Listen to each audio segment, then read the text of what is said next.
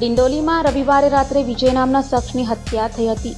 તેના હત્યારાઓને ડિંડોલી પોલીસે ઝડપી પાડી જેલના સળિયા ગણતા કરી દીધા છે.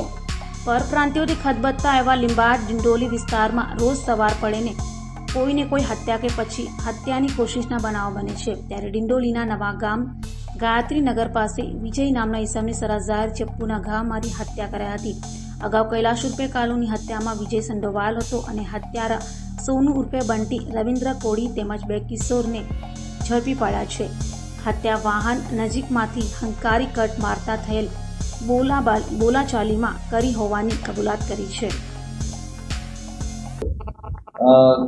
ગઈકાલ રાત્રે 11:30ની આસપાસના સમયમાં ડિંડોલી પોલીસ સ્ટેશન વિસ્તારની અંદર વિજય ઉર્ફે ગાવથી હીરાલાલ ગવાને જેનું મર્ડર થયેલું છે.